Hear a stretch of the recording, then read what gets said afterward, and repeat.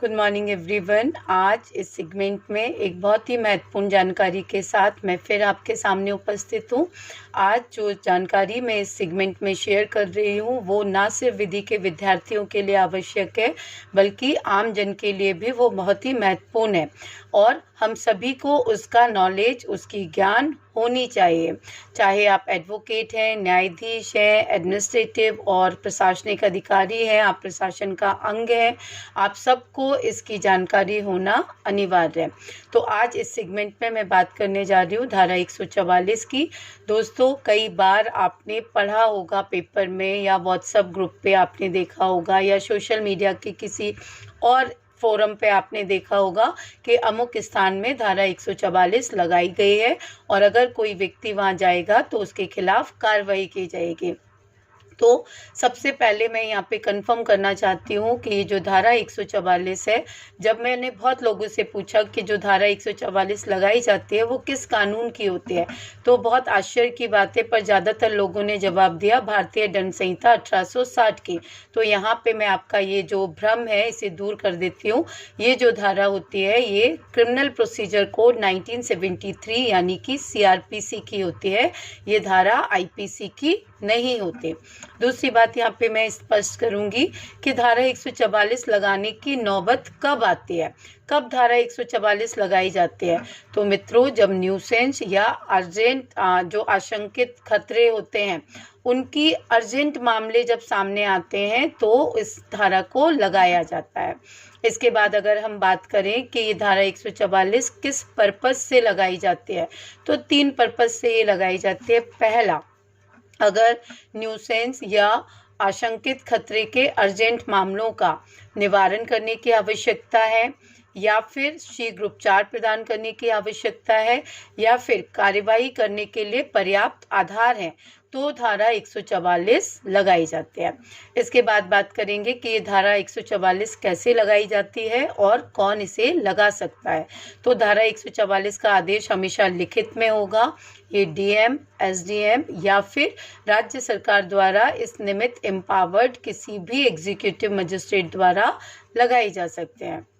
इसके बाद अब मैं यहाँ पे बात करूँगी कि किन चीज़ों का निवारण करने के लिए ये धारा लगाई जाती है, क्योंकि धारा 144 जो है वो निषेधाज्ञा है, वो एक प्रोहिबिटिव ऑर्डर है। तो किन चीज़ों का निवारण करने के लिए, किन बातों का निवारण करने के लिए धारा 144 लगाई जाती है, अब हम इसके बारे में बात करेंगे। तो दोस्तों, जब भी किसी लोक सेवक को कहीं नियोजित करना है और अगर उसको नियोजित करने में कोई बाधा उत्पन्न हो सकती है, कोई क्षोभ हो सकता है, कोई क्षति हो सकती है, तो धारा 144 लगाई जाती है। इसके अलावा अगर मानव जीवन को कोई खतरा है या मानव के स्वास्थ्य को कोई खतरा है या क्षेम है, तो भी धारा 144 लगाई जाती है। इसके अलावा लोक शांति को विक्षुब्ध करने के लिए भी धारा 144 लगाई जाती है और दंगा या बलवे का निवारण करने के लिए भी धारा 144 लगाई जाती है। इसके बाद में क्या धारा 144 का जो आदेश है वो एक पक्षीय हो सकता है? तो दोस्तों, जब तामील सम्यक रूप से संभव ना हो या आपात की स्थिति हो तो धारा 144 का एक पक्षीय आदेश भी दिया जा सकता है। इसके बाद बात करेंगे कि ये धारा 144 का आदेश किसको दिया जाता है। तो ये किसी व्यक्ति विशेष को दिया जा सकता है या फिर किसी स्थान विशेष में रहने वाले व्यक्तियों के लिए जारी किया जा सकता है, या ये आम जनता के लिए भी जारी किया जा सकता है। इसके बाद बात करेंगे कि एक बार धारा 144 लगने पर ये आदेश कब तक प्रवर्तन में रहेगा। तो ये जो आदेश है ये 2 माह तक प्रवर्तन में रहता है, पर अगर राज्य सरकार को लगता है कि 2 माह के अंदर जो खतरा था वो टला नहीं है तो वो उसको अतिरिक्त अवधि 6 माह के लिए और बढ़ा सकते हैं। इसके बाद कई प्रश्न हमारे मन में उठते हैं दोस्तों, जो धारा 144 के संबंध में ही है। जैसे, क्या धारा 144 हमारे मौलिक अधिकार जो हमें आर्टिकल 19 के तहत संविधान द्वारा प्रदत्त किया गया है, जिसके तहत every citizen has fundamental right to assemble peacefully without arms, तो क्या इस मूल अधिकार का वायलेशन करती है धारा 144? तो नहीं, ये धारा 144 इस मौलिक अधिकार का उल्लंघन नहीं करती, क्योंकि संविधान का अनुच्छेद 19 एब्सोल्यूट यानी आत्यंतिक अधिकार नहीं है। लोकहित में इस पे रीजनेबल रिस्ट्रिक्शन लगाए जा सकते हैं और धारा 144 भी उन रीजनेबल रिस्ट्रिक्शन का ही एक रूप है, एक तरीका है। इसमें धारा 144 में ये कहा जाता है कि 5 या 5 से अधिक व्यक्ति एक स्थान पर अस्त्र शस्त्र के साथ में इकट्ठे नहीं हो सकते। 5 या 5 से अधिक व्यक्ति का अनलॉफुल असेंबली को एक तरह से धारा 144 रिस्ट्रिक्टेड करती है। इसके बाद कई लोगों को ये डाउट होता है कि कर्फ्यू और धारा 144 एक ही चीज़ है। तो यहाँ पे मैं स्पष्ट कर दूँ कि कर्फ्यू और धारा 144 एक ही चीज़ नहीं है। कर्फ्यू और धारा 144 कम्प्लीटली डिफरेंट है। 3 चीज़ें आपने कोरोना के टाइम पे देखी होगी, धारा 144, लॉकडाउन और कर्फ्यू। ये तीनों अलग अलग होते हैं दोस्तों। इनमें जो अंतर होता है ये इनकी डिग्री का, इनकी सीवियरिटी का होता है। जैसे सबसे पहले धारा 144 लगाई गई। अगर धारा 144 से नहीं संक्रमण रुका तो कंप्लीट लॉकडाउन लगाया गया। कंप्लीट लॉकडाउन से भी अगर चीज़ें कंट्रोल नहीं होती हैं तो फिर कर्फ्यू लगाया जाता है। जैसे मान लीजिए मैं एक एग्जांपल यहाँ पर शेयर करूँ तो जब पंजाब सरकार ने जैसे ही कोरोना वायरस का स्प्रेड होना स्टार्ट हुआ था तो उसके स्प्रेड को रोकने के लिए और उसको धीमा करने के लिए, उसकी कड़ी को तोड़ने के लिए सबसे पहले धारा 144 लगाई।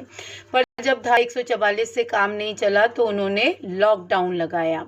लॉकडाउन का भी जब लोगों ने उल्लंघन किया तो उसके बाद उन्होंने कर्फ्यू लगाया। तो इन तीनों में अंतर है, इन तीनों की तीव्रता में अंतर है, इनकी डिग्री की जो सीवियरिटी है उसमें अंतर है। तो यहाँ पे हम ये कह सकते हैं कि जो धारा 144 होती है उसमें 5 या 5 से अधिक लोगों के अनलॉफुल असेंबली को रिस्ट्रिक्ट किया जाता है और जो लॉकडाउन होता है उसमें व्यक्ति की को घर के अंदर रखा जाता है, पर कुछ अनिवार्य सर्विसेज कुछ पर्टिकुलर टाइम के लिए खोली जाती हैं और उस टाइम पे उनको बाहर निकलने की परमिशन होती है और असेंशियल सर्विसेज को अवेल करने के लिए। पर कर्फ्यू जो होता है, कर्फ्यू में किसी भी व्यक्ति को घर के बाहर निकलने की परमिशन नहीं होती पुलिस की अनुज्ञा के बिना, और उस कंडीशन में कुछ जो असेंशियल सर्विसेज भी होते हैं उनको भी बंद किया जाता है। अब अगर हम देखें कि लॉकडाउन में क्या होता है, लॉकडाउन में जो पब्लिक ट्रांसपोर्ट होते हैं उसको बैन किया जाता है और इसके अलावा कई बार इन तीनों कंडीशन में आपकी जो नेट सर्विसेज होती हैं वो भी बंद की जाते हैं। तो ये था कर्फ्यू और धारा 144 एक ही चीज़ नहीं होते हैं, दोनों चीज़ें अलग अलग है। यहाँ पे अगर आपका कोई प्रश्न है या कोई जानकारी आप इस वीडियो से रिलेटेड और लेना चाहते हैं तो कमेंट में आप लिख सकते हैं। आई होप कि इस लेक्चर के बाद धारा 144 क्या होती है, कब लगाई जाती है, कौन लगाएगा और उसके उल्लंघन पे क्या सजा का प्रावधान है।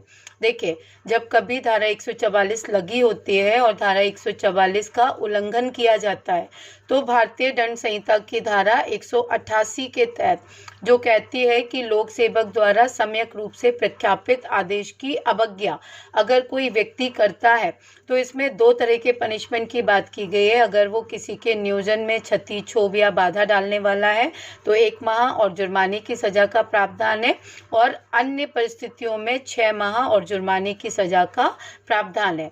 इसके अलावा सीआरपीसी की धारा 107 और 116 के तहत भी व्यक्ति को पाबंद किया जाता है, उससे बॉन्ड भराया जाता है। तो ये थी धारा 144 और उससे संबंधित प्रावधान। अगले वीडियो में किसी और महत्वपूर्ण जानकारी के साथ आपके साथ फिर मुलाकात होगी। तब तक के लिए नमस्कार। और अगर आपने अभी तक इस चैनल को सब्सक्राइब नहीं किया है तो प्लीज़ चैनल को सब्सक्राइब कीजिए और बेल आइकन को ऑल पर सेट कीजिए ताकि आगे आने वाली अपडेट्स की जानकारी आपको टाइमली मिल सके। जय हिंद, जय भारत।